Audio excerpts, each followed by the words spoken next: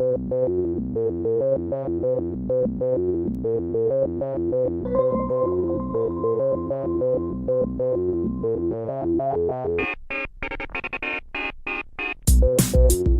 there, we're back for part 3 of the History Hut China edition. I'm Jim, this is Dr. K, and you were telling me some pretty interesting things about life in Tang, China.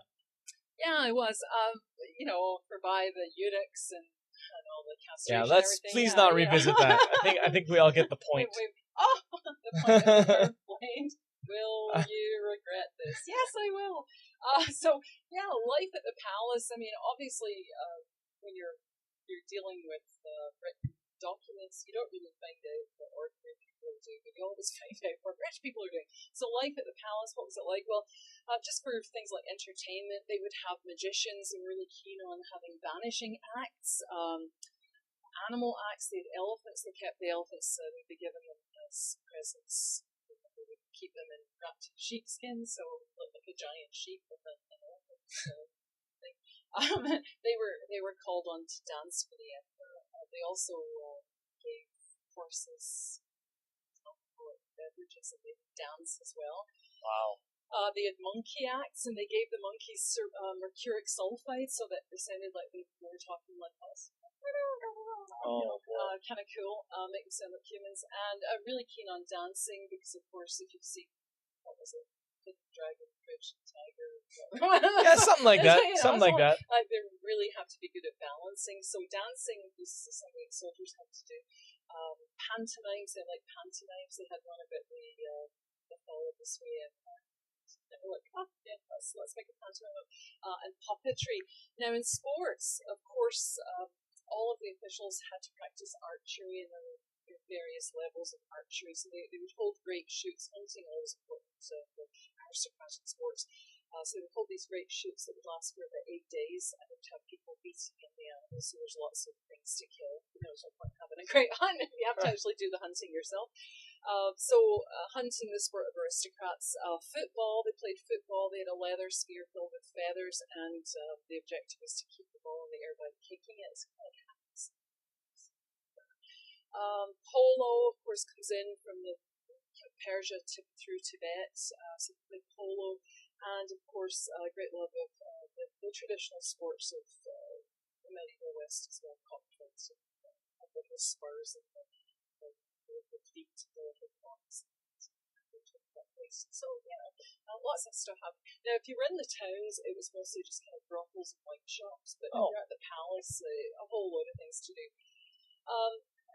Very interesting attitude or approach to health and hygiene, and I think particularly for hygiene, the hated body odor. Who doesn't?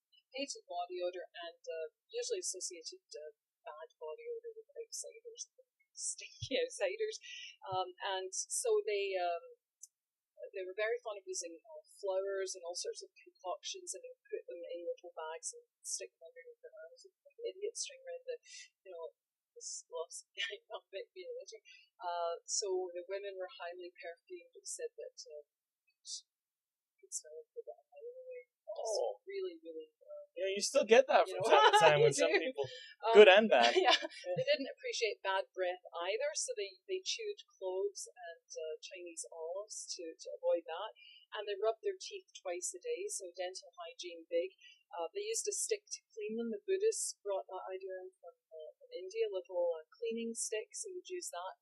The tradition through many dynasties was to bathe every 5 days. And believe it or not, I mean, that's great because in the European West, people got water, just didn't bathe at all, and were quite probably stinky. So government officials got days off to bathe and to wash their hair. They use scented bath water, heated bath water. They invent toilet paper as well as wallpaper. Just slight difference. One's got pattern. And they used a kind of soap from the soap bean trees, so I guess kind of soap that we would use today. So very, very involved in cleanliness. Now, they had a really well-organized medical system as well. It was all the way back through the other dynasties that we talked of. The belief was, and there are lots of beliefs about illness. This is a book called The Greatest Benefit to Mankind, A Medical History of Humanity by Roy Porter. And there's a section on Indian medicine and a section on Chinese medicine. Very instructive if you really think of going into it a bit further. Have a look at that. And a great bibliography that just applies directly to Chinese medicine. So they believe that illness was caused by supernatural and natural causes. The Taoist priests believed that there were three corpses that lived in the body: the head, the chest, and the abdomen gods. And these three internal gods recorded all your actions. So it's like your guardian angels. And they reported on you every 60 days. They would go up to the heavens, they'd report on you. And then if you've been bad, like you usually are, then the chest god might have been like, oh, yeah, he's a terrible guy. And so you would come down with some kind of illness. So the only way to avoid that, I think, was to stay awake during the 60th day. My question's always like, how would you know that that's day 60? When do you start? Is it the day you're born? Just simple, silly things. The Buddhists believed, of course, that bad behavior caused illness. Now, I mean, the West, there's the same kind of thing.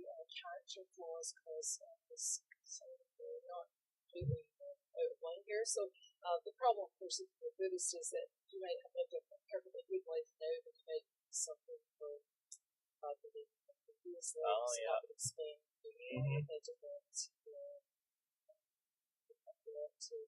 things like that. So there's supernatural causes, and then there are natural causes. Now, the natural causes, the kind of basic thing is that for a long life, and this makes perfect sense, everything in moderation. Don't overdo it. So for a healthy life, you needed to conserve three things in particular. You had to conserve breath, saliva, jade liquor, it's called, and semen. So you don't want any kind of random ejaculations because it'll just deplete your energy.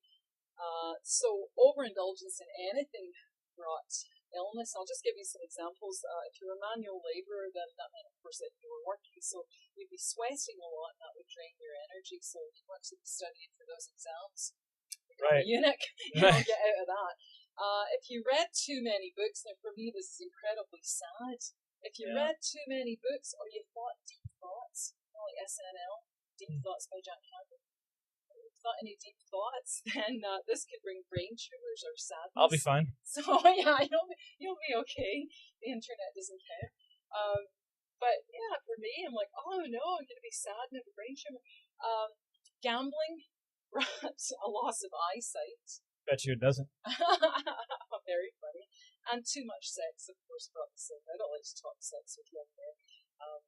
But too much sex, and you could lose your eyesight, or have a weakening of the joints, just a kind of general debilitation, or even death. So you got to be careful about that.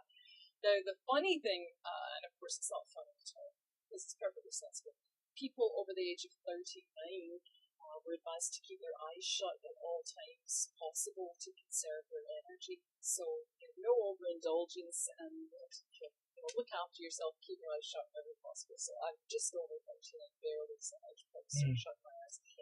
They also believed in the 9 vermin. Now, you can look this up, and they're very, very interesting. I'll just give you an idea of what they are.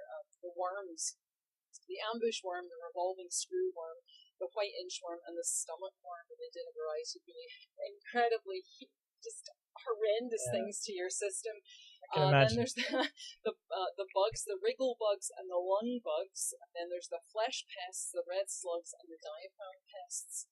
And so, if you were ill, it could be the result of any of none of those sound very good. No, and most of them could be dealt with by ingesting things that aren't good for you, like alum and mercuric sulfide. So, 6 of one, half of this of the other, you're going to get sick from the mercuric sulfide or the 9.